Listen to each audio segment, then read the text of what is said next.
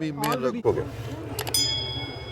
अस्सलाम वालेकुम, शरह दस्तूर से मैं हूं अब्दुल क़य्यूम सिद्दीकी और आप हैं AQS के साथ। मेरे साथ आज जनाब असद मलिक साहब, डॉन अखबार से, तैयब बलोच साहब, और ये आपको स्कीमो बच्चा जो है जहांज़ेब अब्बासी साहब जो है।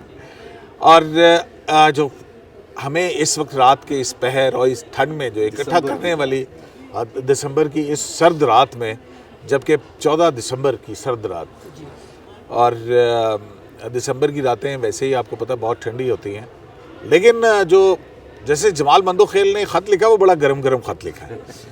और वो ख़त उन्होंने क्यों लिखा? वो ख़त उन्होंने लिखा है जनाब जस्टिस मंसूर अली शाह साहब के ख़त के हवाले से। शाह साहब आजकल बहुत तवील अरसे से बहुत सारे ख़त जो है वो लिख रहे हैं, और फिर जब वो ख़त लिखते हैं तो उसके बाद जो हक़ायक़ सामने आते हैं, ऐसे लगता है कि शाह जी जो है ना का हर बार बेकार जा रहा है। तो आज भी जो है वो जस्टिस मंसूर अली शाह साहब ने जो गुज़िश्ता रोज़ ख़त लिखा था एंड जुडिशल कमीशन की मीटिंग से पहले भी जब जुडिशल कमीशन की मीटिंग होनी थी तो एक दिन पहले ख़त आ गए थे, 2 ख़त। अब फिर judicial commission of Pakistan meeting जो है वो 21 दिसंबर को होनी थी, और 15 दिसंबर तक तारीख़ मुकर्रर की गई थी कि तमाम स्टेक होल्डर्स या कमीशन के अरकान अपने अपने नाम दे दें। तो नाम भी आ गए बहुत सारे, लेकिन शाह जी ने ख़त लिख के इससे क्या हासिल करना चाहा कि हमारी अदलिया पर अवाम का एतमाद नहीं होना चाहिए, 26वीं तरमीम से तवाज़ुन बिगड़ गया है, और न जाने पता नहीं क्या कुछ। लगता है शाह जी बहुत गुस्से में। अब जैसे जमाल मंदोखेल ने उनको क्या जवाब दिया है वो उस पर बात करेंगे। तो जनाब जहांज़ेब अब्बासी साहब ज़रा बताएंगे हमें कि जस्टिस जमाल मंदोखेल ने क्या कहा है अपने ख़त में। ये ख़त ये पकड़ लें आप जी, मैं क्योंकि इसके बाद आप और जी हाँ, जमाल मंदोखेल साहब, जस्टिस जमाल मंदोखेल साहब ने अपने ख़त में एक तो ये बात कही है कि मुझे जब चेयरमैन बनाया जा रहा था रूल मेकिंग कमेटी का, उसमें आपकी भी कंसल्टेशन शामिल थी। अच्छा, शाह साहब को कहा है। दूसरा उन्होंने ये कहा है जी कि जो आपने हमें तजावीज़ दी हैं, ये तजावीज़ आपके ख़त लिखने से पहले ही हम ना सिर्फ उनमें से बेशतर तजावीज़ को शामिल कर चुके हैं, बल्कि पर्सनली मैं आपसे शेयर भी किए जा चुके हैं। अब पर्सनली शेयर का मतलब जैसे तो जमाल साहब एक्सपोज कर रहे हैं। जमाल साहब खुद गए थे उनको कि ये जनाब ये ड्राफ्ट है, ये तजावीज़ हैं, तो या शायद मंसूर अली शाह साहब के पास शायद वक्त ना हो, वो पढ़ नहीं सके और ख़त लिख दिया उन्होंने। फिर उसके बाद उन्होंने एक बात और भी कही। जैसे जमाल साहब ये कहते हैं जी कि आपने, मुझे पता लगा है कि आपने लाहौर हाई कोर्ट और इस्लामाबाद हाई कोर्ट के कुछ जजों के नाम भी तजवीज़ किए हैं। तो मेरी आपको सजेशन ये होगी कि आप रूल मेकिंग जब मुकम्मल हो जाए तो उसके बाद मज़ीद नाम भी दे दीजिएगा। और फिर तीसरी इंटरेस्टिंग बात उन्होंने ये कही कि आपने अपने ख़त में 26वीं तरमीम का भी जिक्र किया है। तो 26वीं तरमीम के ऊपर मैं इसलिए कोई बात नहीं कर रहा कि वो मामला सब जुडिस क्योंकि वो मामला सब जुडिस है। तो अच्छा, अगर ये मामला सब जुडिस ना होता तो मेरे ख्याल में जैसे जमाल मंदोखेल साहब जवाब ये देते कि शाह जी आप 26वीं तरमीम से मुतासरा हैं, इसलिए आप इसके ऊपर बात नहीं कर सकते। तो मतलब अब ये देखें ना असद मलिक साहब, 2 चीज़ें आप देखें। पहली बात तो ये कि जैसे जमाल मंदोखेल कह रहे हैं कि हमने रूल्स में जो है उसका मसवदा आपको भिजवा दिया है, और शाह जी जो कह रहे हैं कि उस मसवदे के अंदर ये चीज़ें शामिल होनी चाहिए। या वो मसवदा नहीं पढ़ा, या अगर पढ़ा है तो फिर ये ख़त लिख के क्या मकसद हासिल करना चाह रहे हैं वो, कि वो बहुत हीरो बन जाएंगे शाह जी। अच्छा, क़य्यूम सिद्दीकी साहब, मंसूर शाह साहब, वो जो हमें जो हमारे जो पकड़ लें आप। हमें मतलब आज आप सारा जेम्स दिन- बॉन्ड लग रहे हैं हम सारा दिन, थैंक यू। तो हम सारा दिन कोर्ट्स वगैरह में ही होते हैं, तो मतलब जुडिशल सर्कल्स जो हैं उनसे, जुडिशल ब्यूरोक्रेसी में भी लॉयर्स के साथ हमारा इंटरेक्शन होता रहता है। जो पहला ख़त आया मैंने पढ़ा, मैंने कहा यार ये तो मुझे शाम को एक किसी ने कॉल की, उन्होंने कहा जी कि ये देखें ये जो ख़त आया है, ये जुडिशल सर्कल से मैं बात कर, उनकी आए कि ये इन्होंने नाम अपने देने, उस वक्त इनका नाम कोई भी नहीं आया था।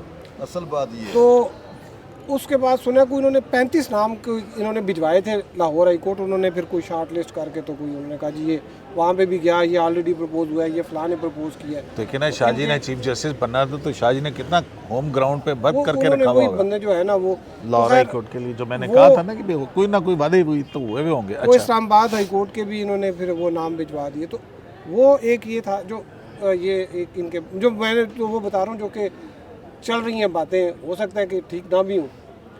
और फिर अब जुडिशियल सर्कल्स की गॉसिप्स हैं आप कह रहे गॉसिप्स हैं। जो है हाँ, क्या अब जो यही कि भाई वो इन्होंने कोई अपने भी बंदे एडजस्ट कराने थे।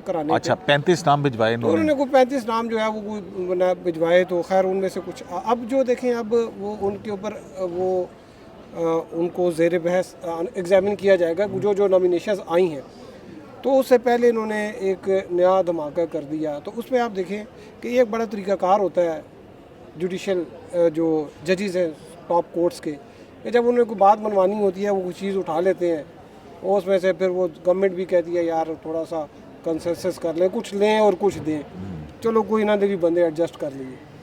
तो नाम तो उन्होंने भेजे हैं। वो जो जस्टिस जमाल बंदोखेल जो है उनका भी जो लेटर था उसमें कहा जी आप चाहें तो मज़ीद नाम भी दे दें। और जो दूसरी बात ये कि जो उन्होंने कहा मैंने पर्सनली शेयर किया है, हाँ। तो उनको जो है वो खुद मतलब जमाल मंदोखेल साहब कह रहे हैं कि मैंने पर्सनली आपको ये शेयर किए तो हैं हो सकता है तजावीज़। उनके चैम्बर में जाके उनको दिए हो तो शाह साहब ने कहा होगा पहले मैं ख़त लिख लूँ कहीं इसका जायका ना ख़राब हो जाए, मैं बाद में ड्राफ्ट देखूँ कि वो क्या है। मुझे तो ये लगता है कासिद के आते आते एक और खत एक और खत है वो, मतलब कि शाहजी ने कहा कि चिट्ठी आई है। तो ये शाहजी आजकल चिट्ठियाँ लिख रहे हैं, ये क्या मसला है? सर बात ये है कि शाहजी मेन स्ट्रीम में रहने के आदी हो चुके थे, पॉपुलिज्म के आदी हो चुके थे। अब एक तो कॉन्स्टिट्यूशनल बेंच में शामिल नहीं हुए, खबरें तो कॉन्स्टिट्यूशनल बेंच की चलती हैं। हाँ। शाहजी रेगुलर बेंच में होते हैं तो उसमें कभी कभार आदिल बज़ई जैसा केस आ जाता है तो शाहजी को मौका मिल जाता है। बस सूरत दीगर तो फिर वही ख़त लिखने वाली बात हो जाती है ताकि ख़त लिखें। और जो उनके अपने हम नवाबी तो कुछ है ना, सोशल मीडिया इन्फ्लुएंसर्स हो गए या यूट्यूबर्स हो गए, उनको भी एक मटीरियल मिल जाता है। हाँ, हैशटैग में करें तो जस्टिस मंसूर अली शाह आ जाता है। हाँ, तो वो भी शाहजी को एक बार शाहजी ने जो है ना वो पता नहीं क्या उसको हीरो बना रहे होते और क्या लगते हैं। तो शाहजी को वो चूँकि पॉपुलिज्म वाली कहानी है तो वो इस वजह से वो ख़त लिखते हैं तो कहीं ना कहीं मीडिया में वो इन रहते हैं। एक चीज़ ये है। दूसरा ये है कि शाहजी जो है ना, जैसे उन्होंने कहा कि उन्होंने अलम उठा लिया है अब मुज़ाहमत का, ठीक है ना, वो मुज़ाहमत करेंगे।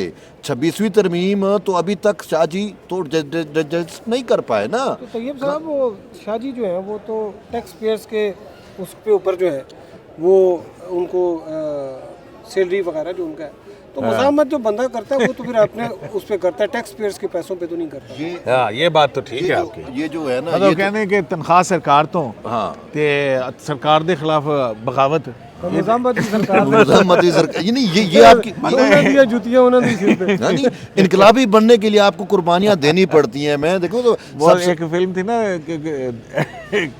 दिने राज फरंगी था ते राती राज मलंगी था। नहीं, दूसरा भी अगर आपने सर अगर इनकलाबी बनना है तो कुर्बानियां देनी पड़ती है ना सर। कार्ल मार्क्स इनकलाबियों का सबसे बड़ा फादर था, उसको माना जाता है। तो उसने तो अपने बेटे को जो है ना उसकी तजहीज़ व तकवीन को उसके पैसे नहीं थे तो अखबार में लपेट के उसने उसको दफनाया था। तो बात ये तो शाहजी वाली बात आप ठीक कह रहे हैं कि अगर इन्होंने मुज़ाहमत करनी है तो फिर इस साइड पे है। लेकिन बात यह है कि मुझे जस्टिस जमाल खान मंदोखेल का जो रिस्पॉन्स है ना उसने जो है जस्टिस काजी फैज़ ईसा की याद भी ताज़ा कराई है। और वो क्या कहते हैं ना तुर्की ब तुर्की जवाब देना, तो उन्होंने बेहतरीन करके जो है शाहजी को जवाब दिया है। और बज़ाहिर यही है कि जैसे मैं आपसे बिल्कुल इत्तेफाक करता हूँ असद साहब कि मैंने क़य्यूम सिद्दीकी साहब को पहले भी कहा इनके प्रोग्राम में कि शाहजी जो है ना वो अपने जज लगाने की अटेम्प्ट में थे। क्योंकि जब पहले 6 दिसंबर और रूल्स उन्होंने जो इस तरह से फ्रेम कराए 6 दिसंबर और 14 दिसंबर के लिए जुडिशल कमीशन का वो था ना इजलास, उसमें शाहजी का एक भी नॉमिनेशन नहीं आया था या तजवीज़ करदा नहीं आए थे। लेकिन अब जो है वो बाकायदा लिस्ट हाई कोर्ट में 21 जज लगने हैं, 21 में से 11 तो इनके हैं, ठीक है ना, या इन्होंने नाम दिए हुए हैं, बहरहाल वो तो आगे होंगे। और फिर शाहजी को एक दुख तो है ना सर कि मैं एक छोटा सा एक और कमेंट मुझे अभी याद है, जहन से निकल ना जाए।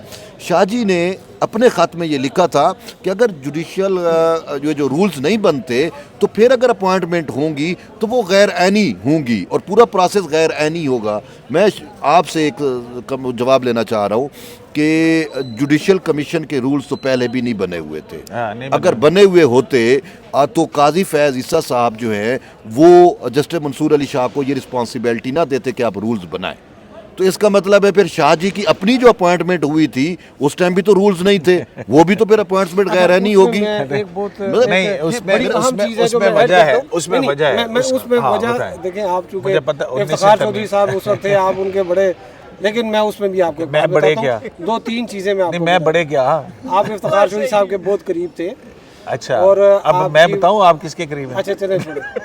अच्छा, मैं अब आपको ये बता रहा हूँ, देखें 2-3 चीज़ें। एक तो ये बात थी कि शाह जी साहब जो जस्टिस मंसूर शाह जो है, ये गुज़िश्ता दिनों SDPI का एक फंक्शन था, तो वहाँ पे उन्होंने को 3 बार कहा जी मैं तो इंटरप्रिटेशन नहीं कर सकता आइन की। एक फंक्शन है फेडरल कोर्ट के अंदर, फेडरल कोर्ट में वो चाहे जुवेनाइल जस्टिस सिस्टम के ऊपर था। नहीं, ये SDPI की। अच्छा, वहाँ पे भी था, मतलब हर जगह यही कहते हैं। तो उससे वो लगता है कि वो जरा तारीख एक बहुत बड़े मुतब्बर कॉन्स्टिट्यूशनलिस्ट महरूम होगी कि आइन की बड़ी अच्छी तशरीह, वो तो थे कॉन्स्टिट्यूशन की, तो अच्छे वो देखो ना 187 के अंदर जो है वो जो चीज़ 185 में मांगी नहीं गई वो भी देती। अच्छा, 2-3 चीज़ें मैंने आपसे थोड़ी सी, एक तो ये था कि वो उसमें जो उन्होंने बात की, जो आपने भी बात की, कि उनको इसका एहसास है कि मैं चीफ जस्टिस बन जाता, मैं कॉन्स्टिट्यूशन का भी, अब वो उनके सामने कोई आके कहता है ना मैं आईनी बेंच में था, तो वो बड़े गुस्सा भी करता है।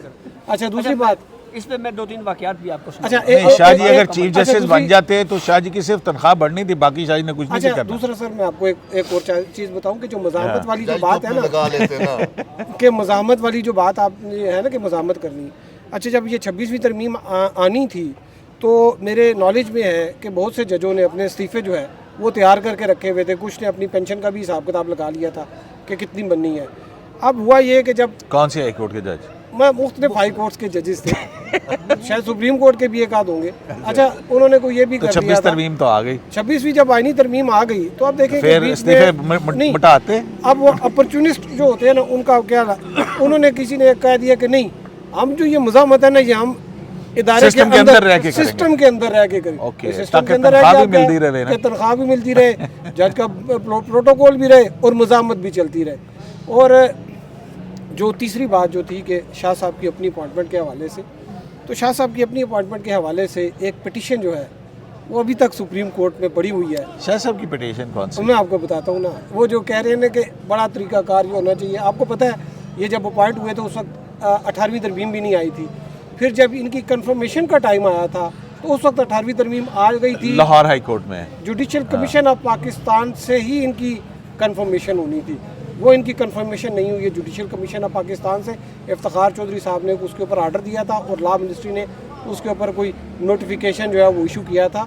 वो ये मामला एज ए हाई कोर्ट जज होगा ना, हाई कोर्ट जज ना, तो फिर जब वो नहीं यार छोड़े, पता नहीं ये कहाँ से कौन सा नुक्ता उठा लाए हैं, तो इसमें कोई लीगल कोई इसके अंदर बाइट है नहीं, क्योंकि वो इफ्तिखार चौधरी साहब ने और नहीं भाईजान ये बात नहीं है वो। सर मैं आपको बता रहा हूँ ना, उन्होंने वो इंटरम आर्डर पास किया था और फिर ये कोई 2017 में वो पिटीशन दोबारा लगी थी और उसको डिस्पोज ऑफ किया, और वो जो इंटरम आर्डर था उसको एक्सटेंड भी नहीं किया गया, उस वक्त सुप्रीम कोर्ट में। भाईजान बात यह है उनकी बतौर हाई कोर्ट जज तक कर रही थी। अब ये कोई तो मेरी गलती सुन रहा, हाँ ये फ्रेश अपॉइंटमेंट होती है और उन्होंने दोबारा हल्फ लिया है और सुप्रीम कोर्ट ऑफ पाकिस्तान में लिया है। अच्छा चले, वो नहीं वो हाई कोर्ट के जज के बाद जब आप नहीं देखा ना, मेरी बात सुनो, क्यों जज नई अपॉइंटमेंट पे सुप्रीम कोर्ट के क्यों जज हल्फ लेता है बताएं? वो देखें, अब फकीर मोहम्मद खोखर का केस है, एलिवेशन है ये यार, सुप्रीम कोर्ट के अंदर एज ए जज ये आपकी नई अपॉइंटमेंट हुई थी, जो एलिवेशन हुई थी, तो हाई कोर्ट के जज की तौर पे तो नहीं है ना, वो जो उनकी खत्म हो गया, पास एंड क्लोज ट्रांजैक्शन हो गई। बतौर कॉन्स्टिट्यूशनल एक्सपर्ट हुई थी या हाई कोर्ट के चीफ जस्टिस के तौर पे उनकी अपॉइंटमेंट हुई? किसकी? जब उनको कंसीडर किया गया जुडिशियल कमीशन में, वो जो सारा पेपर वर्क हुआ है जुडिशियल कमीशन का, जब ये आए हैं सुप्रीम कोर्ट में, सीनियर मोस्ट थे, तो सीनियर मोस्ट क्या थे? चीफ जस्टिस किसके थे? किसके? Lahore high court. तो वो जो अपॉइंटमेंट थी, वो अभी तक सब जुडिस है। लेकिन मेरा वो- नहीं ख्याल वो है कि decide इससे होनी कोई है। फर्क पड़ता है, मेरा नहीं ख्याल है इससे कोई फर्क फर्क पड़ता नहीं है। पड़ता सर। बात यह है कि हमने तो उसको लेजिटिमेट कर दिया था सही मंसूर अली शाह को। मंसूर अली शाह साहब जो है, जो अपॉइंटमेंट हो रही हैं या हो चुकी हैं आफ्टर 26th अमेंडमेंट, उनको कह रहे हैं कि ये अपॉइंटमेंट जो है वो लेजिटिमेट नहीं होंगी। हाँ। हम तो सही मंसूर अली शाह को वो आईना दिखा लेकिन रहे हैं। भाई भाई वो- 18वीं हाँ, तरमीम पहले आप 18वीं तरमीम चैलेंज हुई और उसके बाद जो ऑर्डर आया फिर उसमें उसके मुताबिक 19वीं तरमीम हुई और उसी जो सुप्रीम कोर्ट का ऑर्डर था, मेरा ख्याल है मिनोन जो है ना वहाँ पे हो गया और उसको एक कॉन्स्टिट्यूशनल प्रोटेक्शन हासिल थी।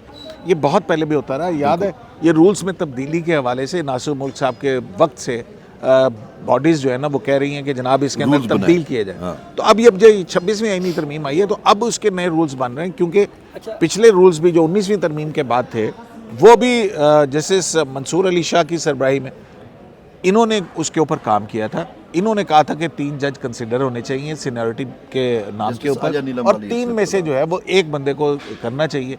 तो अगले ने सुप्रीम कोर्ट ਦੇ ਵੀ 3 ਬੰਦੇ ਰੱਖ ਲਿੱਤੇ। ਹੁਣ ਇਹਦੇ ਵਿੱਚ ਕੀ ਕਰੀਏ ਹੁਣ अपने ही अच्छा फार्मूले में अच्छा फंस गए। इस पे ना सिद्दीकी साहब, जहाँ तक ये बात है कि जस्टिस मंसूर अली शाह साहब कई मौक़ों के ऊपर इस बात का इजहार कर चुके हैं। जब 26वीं तरमीम हुई तो उसके बाद मैंने रेगुलर ये एक प्रैक्टिस की कि मैं जस्टिस मंसूर अली शाह साहब के बेंच में भी जाया करूं। हाँ अच्छा, जस्टिस मंसूर अली शाह साहब के पास जब कोई केस जाए तो पहले वो एक केस में उन्होंने कहा कि जी हम सुन सकते हैं या ये आईनी बेंच में जाएगा। हाँ। अच्छा, फिर एक केस और आया तो उस पर वकील साहब ने कह दिया कि जनाब ये इसमें कानूनी तशरीह का मसला है। कहते हैं यार ये क्या बात हुई, हमारे पास भी कुछ केसेस रहने दें यार, सारे उधर भेज रहे हैं आप। अच्छा जी, फिर एक और केस आया, उस पर जस्टिस मंसूर अली शाह साहब ने कहा कि हम अगर वो आईनी बेंच है तो क्या हम गैर आईनी बेंच गैर आईनी हैं? बेंच है। अच्छा, बिल्कुल। फिर उसके बाद जो इलेक्शन मैटर था उसमें लॉ ऑफिसर कोर्ट में नहीं थे, एडिशनल अटॉर्नी जनरल साहब। तो जस्टिस मंसूर अली शाह साहब ने कहा कि भाई यहाँ पे एडिशनल अटॉर्नी जनरल नहीं है, तो एडिशनल एडवोकेट जनरल केपी के बैठे हुए थे। उन्होंने कहा जी वो आईनी बेंच में है। उन्होंने कहा यार कोई 1-2 इधर भी भेज दिया करो। फिर उसके अब बाद मैं आपको दीगर जो इवेंट्स हैं वहाँ पे जमाल मंदोखेल साहब सामने बैठे हुए थे। तो उन्होंने कहा कि जी वो मैं तो तशरीह नहीं कर सकता क्योंकि मैं आईनी बेंच में नहीं हूँ। तो इसका भी इजहार उन्होंने किया। और कहा जी आप कर सकते हैं। हाँ, अच्छा, दूसरी बात ये दूसरा खत है जैसे मंसूर अली शाह साहब का, ये उन पर पुठा हो गया, हाँ मतलब उल्टा पड़ गया। उल्टा क्या पड़ गया? नहीं, पहले इन्होंने खत लिखा जो जजेस कमेटी वाला जब ऑर्डिनेंस आया, ठीक है ना, उससे जो है वो काजी साहब ने भी सारा मुनीब अख्तर सादा चटक खोल के रख कि वो दिया। 10 बजे घर चले जाते हैं। ठीक है। और जहाँ पे आपने ये कहा कि मैंने या अफजल साहब से कंसल्ट नहीं किया, तो तो अहल है, भाई उन्होंने भी consult किया मैंने था। आपके सामने से पूछा था उनसे, तो उन्होंने कहा था मैंने नहीं बनना। उसके बाद मेरे बात यार शाह जी का कैरेक्टर आप ये देख लें, मैंने आपको एक मतलब पहले भी जो है ना जराए से कोई और लफ्ज अगर मुनासिब हो थोड़ा, कंडक्ट यार किरदार जो है वो मतलब कंडक्ट रवैये कह लो, रवैये जो है रवैये हाँ चले, बाकी कट रवैया जो है। आपको पता है ये जो फौजी अदालतों में सिविलियंस का ट्रायल है, इसका एक बेंच बना था, 9 रुकनी बेंच बना था। और उस 9 रुकनी बेंच में शाहजी भी थे। नहीं, ये मेरे पास है खुफिया माई, ये आपके लिए है, क्योंकि आपने सवाल करने होते हैं ना। मेरा टेम्पो तोड़ता ना।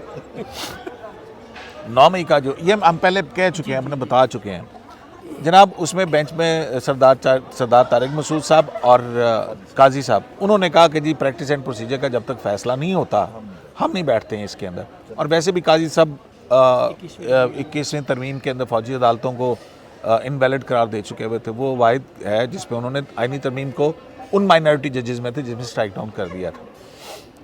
अच्छा, एनीवे, तो वो जो 9 मई का फौजियों के फौजी अदालत में ट्रायल का केस था, उसमें बेंच दोबारा बैठा। शाह जी ने कहा कि जी 7 रुकनी बैठे। तो उमर ताब बंदयाल साहब चीफ जस्टिस थे। इनको बहरहाल वो जो है ना काम कुछ को मुझ पे एतराज़ तो नहीं है, ये है वो, क्योंकि खुजवाद ख्वाजा साहब का और इनका रिश्तेदारी है, ये पता ही है आपको। अच्छा, वो हुई तो दोस्तों ने इनको बहुत समझाया। उन्होंने कहा कि शाह जी ये बंदयाल साहब आपके साथ चाल खेल रहे हैं, मत करें आप। आपका ये ऐसा मामला है कि अगर ये कहीं सुप्रीम जुडिशल काउंसिल के अंदर चला गया, आपके पास डिफेंस क्या होगा? क्योंकि ज़ाब्ता अखलाक जजेस का कहता है कि आप अपने नियर डियर्स के केसेस नहीं सुन सकते हैं। तो वो इन्होंने कहा कि नहीं ये आईनी या कोई उनका कोई पर्सनल केस तो नहीं है, ये आइन की इंटरप्रिटेशन का मामला है। 21D2 का, तो मैं तो बैठूंगा। अच्छा जी ठीक है, मर्जी है आपकी, बैठ जाए। फिर जो समात हुई, शाह जी बैठ गए। अब उस समातों के बाद फिर जो है ना, फिर दोबारा हो गए। तो फिर उसके बाद आपको पता क्या किया शाह जी ने? क्या? शाह जी ने कुछ लोगों से बात की, उन्होंने कहा यार मेरी जान छुड़ाओ और मुझ पे एतराज़ करवाएं। एजी साहब ने एतराज़ किया। तो फिर जो है वो बहरहाल किसी ने किसी से बात की। अब ये इसको मैं सीगा राज में रहने देता हूँ। तो फिर जिनसे बात की उन्होंने कहा कि यार हम क्यों करें भाई, हमें क्या मसला है, क्योंकि कुछ दिन पहले तो वो कह चुके थे कि हमें आप पे कोई इतराज़ नहीं है। लेकिन फिर वो जो है रिस्क लिया गया। तो शाह जी जड़े ना कह के शाह जी ने अपने ऊपर एतराज़ करवाया और उस एतराज़ के बाद फिर जो है ना इस बेंच से अलग हो गया फ़ौरन। तो ये जो है ना कि भाई मैं बड़ा कोई बासूल आदमी हूँ, ऐसी गल कोई नहीं। मैं ये समझता, लेकिन अब वो खत मैं ये समझ, यार तो और क्या करें। अच्छा मैं ये समझता हूँ कि शाह जी जो है ना, देखें डिसीजन मेकिंग भी एक पावर होती है, मतलब डिसीजन मेकिंग पावर। यार अब ये देखें ये कितनी बड़ी कंट्राडिक्ट कर रही हैं चीजें। वो कह रहे हैं कि क्या अब हम बेइज्जती करानी लाजमी सी जमाल मंदोखेल साहब से कि जनाब हम तो ये तजवीज़ कर चुके हैं और ये आपकी टेबल पे पड़ी हुई हैं, अंडे बाद च खा लेंगे, फिलहाल वैसे बहुत गर्म। अब देखें ना ये मतलब मैं तो होता तो मैं मुझे होता कि यार ये है क्यों है।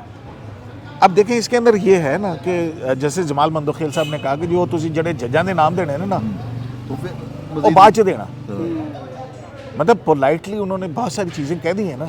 और 26वीं तरमीम है कि जनाब ये तो हम चेंज करके वहाँ पे रखे हुए हैं। और इसका फिर एक मतलब ये भी हुआ कि जस्टिस जमाल मंदोखेल साहब ने इनडायरेक्टली ये कहा है कि जनाब वो जो आपने मयार दिया है ना, पहले उस मयार को हमने पहले ही शामिल कर लिया है, तो अगर ये अप्रूव हो जाते हैं तो आप भी फिर उसी मयार के मुताबिक ही नाम दीजिएगा।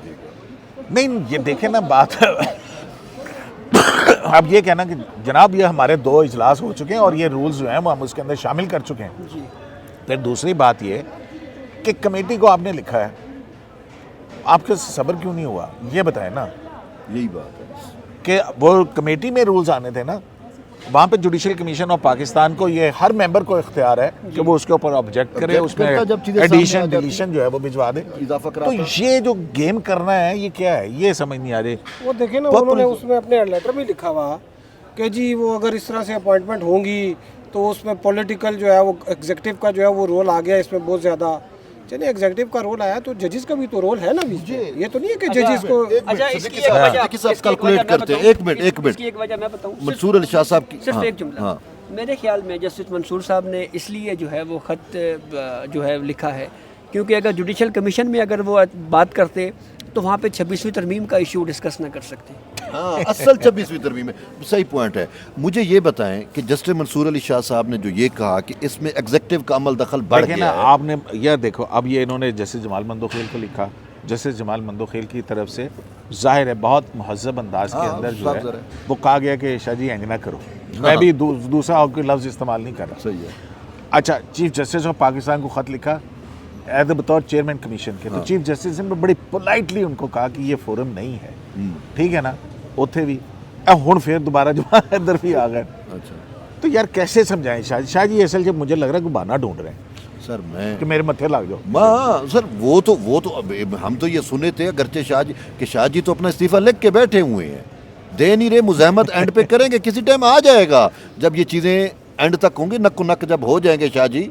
अभी तो वो हो रहे हैं, खुद बेइज्जत हो रहे हैं, सॉरी टू से कि मैं तो यही कहूँगा। मैं आपको कोट एंड कोट देखिए उनको अपने ही खत वापस पढ़ रहे हैं जुडिशल एकेडमी में, फेडरल जुडिशल एकेडमी में। कौन सा सवाल हुआ?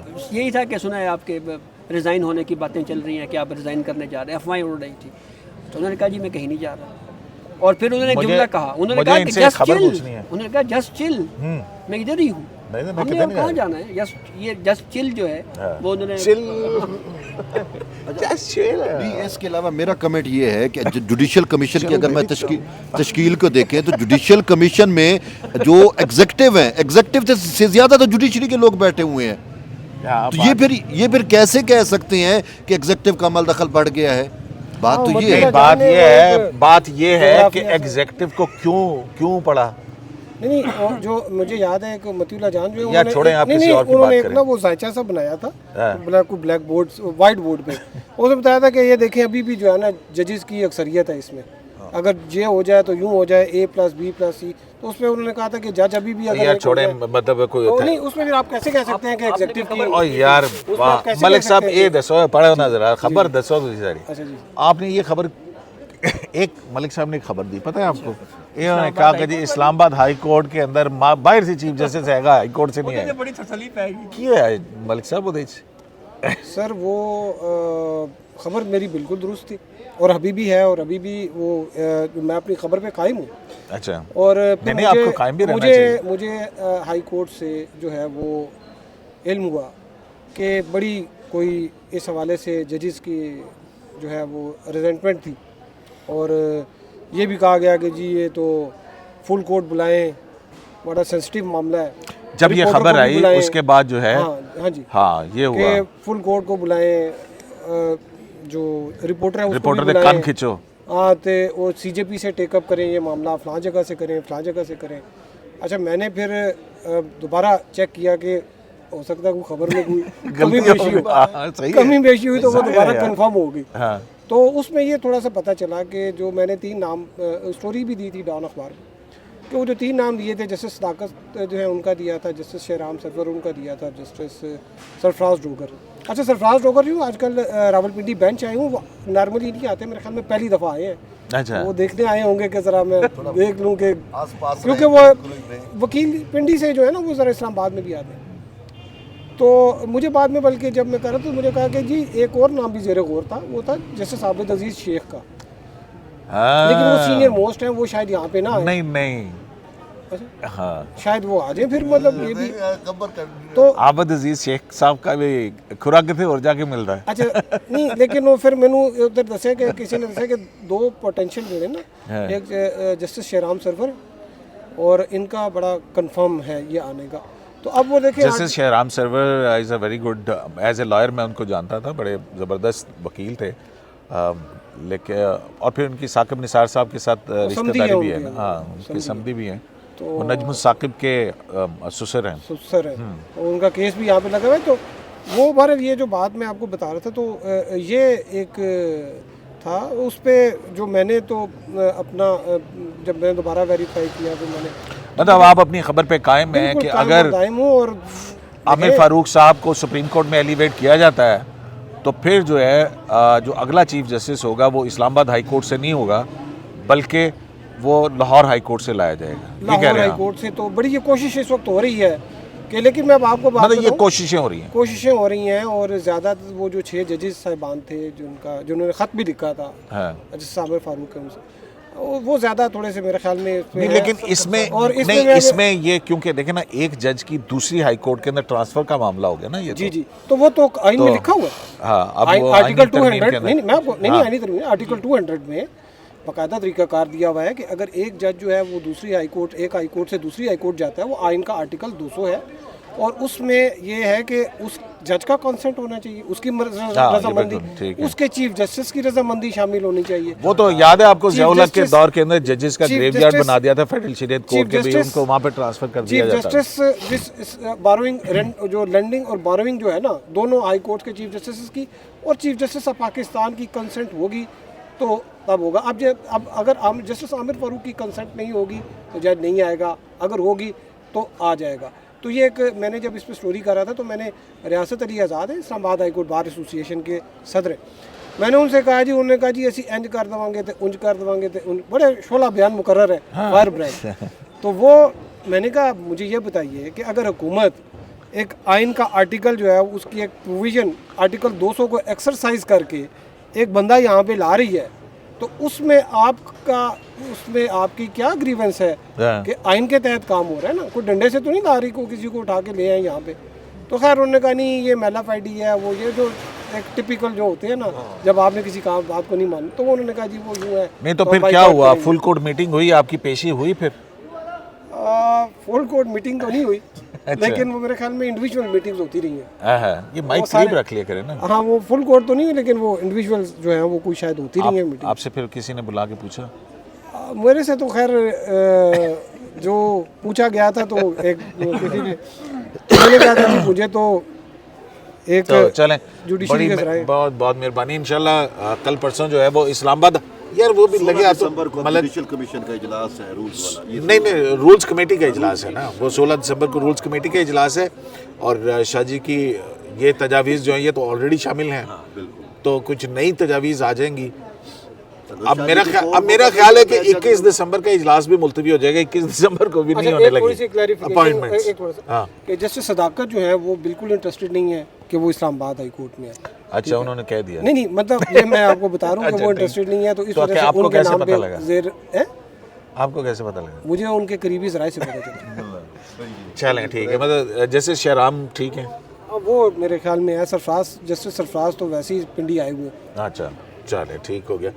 तो क्या बात कर रहे थे उसमें दरमियान में? एक जुमला सिर्फ ये कहना चाहूँगा कि ये जो जस्टिस मंसूर साहब का जो ख़त है, मुझे एक ऐसे ही ख्याल आया कि जो जस्टिस मंसूर अली शाह साहब ने नाम दिए अच्छे नाम हैं, तो कहीं ऐसा ना हो कि इस ख़त की वजह से वो भी जो है वो कहीं कंट्रोल। मुझे ये लगता है कि 21 दिसंबर जिस तरह से रूल्स कमेटी का इजलास हो रहा है और जमाल मंदोखेल साहब कहेंगे हमने कोई चीज़ पेंडिंग नहीं छोड़ी है, तो ये 21 दिसंबर को जो इजलास होगा उसके अंदर ये रूल्स की मंजूरी हो जाएगी मुझे लगता है। फिर उसके बाद नए नाम मांगे जाएंगे। मैनू तो एड खदशा पे है, अभी तक जितनी भी आई मतलब वो हो रहा है, ज़ाहिर है बहुत सारे नाम होंगे और फिर अगर उन्होंने कोई क्राइटेरिया बना दे तो फिर उसके मुताबिक उन्हें तो मुझे भी 21 दिसंबर को नहीं लगता है कि मज़ीद अपॉइंटमेंट्स जो है अभी हों। लेकिन तो जनाब आखिरी बात बस, वो जो रूल्स वाली बात है कि रूल्स बनने चाहिए, ये सबसे पहले किसने कहा था? काजी फैजी साहब हमेशा चीफ जस्टिस पाकिस्तान। 26वीं तरमीम के बाद किसने कहा था? 26वीं तरमीम के बाद किसने कहा था? सिद्दीकी साहब ने कहा था, उसके बाद मंसूर अली शाह साहब ने लेटर लिखा, मैंने इनको कह दिया था, मैंने कहा सिद्दीकी साहब आपने विला किया है और उनका पॉसिबिलिटी सिर्फ एक ही फोकस, रूल्स रूल्स अच्छा रूल्स नहीं यार ये बड़े जो इंपॉर्टेंट चार देखो मेरी बात सुनो। रूल्स तो बनने चाहिए ना, देखें ये तो अब नहीं है। नहीं अब देखें 1980 में बिल्कुल मैं तो कहता हूँ अभी भी जो सुप्रीम कोर्ट रूल्स जो है ना वो भी तब्दील होने चाहिए। अच्छा, उसके ऊपर भी working हो रही है। 1980 से बने, ठीक है जी, 44 साल हो गए ने आमिर के आइन के नीचे रूल्स बने हुए हैं। अब जब 26वीं तरमीम आ गई है और उसके अंदर जुडिशरी का पूरा एक मैकेनिज्म जो है वो उसमें एक तब्दीली आई है, तो फिर अब सुप्रीम कोर्ट ऑफ पाकिस्तान को अपने सुप्रीम कोर्ट रूल्स को भी तब्दील करना चाहिए। बिल्कुल ठीक हो गया। बिल्कुल। और उसी तरह से जुडिशल कमीशन का जो है इसके भी 26वीं आईनी तरमीम के तनाजुर में रूल्स बनने चाहिए, क्योंकि अदलिया का इदारा सबसे अहम इदारा है, लोगों को इंसाफ की फराहमी का इदारा है, इस पर आवाम का एतमाद होना चाहिए। लेकिन जुडिशरी ने जिस तरह से जजेस ने अपने चैम्बर्स, अपने रिश्तेदार और उस तरह से किए, उसने भी डेंट डाला है बहुत ज़्यादा। और जो इंसाफ की फराहमी का अमल है उसमें फिर 44 साल बाद लोगों ने बहुत देख लिया। अच्छा, इस पे रूल्स पे ना 1980 के जो रूल्स हैं, इसके ऊपर खबर ये है कि सदर सुप्रीम कोर्ट बार एसोसिएशन जो है उन्होंने वकला को और एडवोकेट ऑन रिकॉर्ड्स को ये कहा है कि आप हमें सजेशंस दें और ये इसके ऊपर भी चीफ जस्टिस जया आफरीदी साहब वर्किंग कर रहे हैं और तमाम वो तजावीज़ आएंगी तो फिर उसके बाद 1980 के जो रूल्स हैं उसके भी अमेंडमेंट के ऊपर काम हो रहा है। चले तो जनाब इस ठंड से अब तक इतना ही, अपना फीडबैक जरूर दीजिएगा। अल्लाह निगहबान।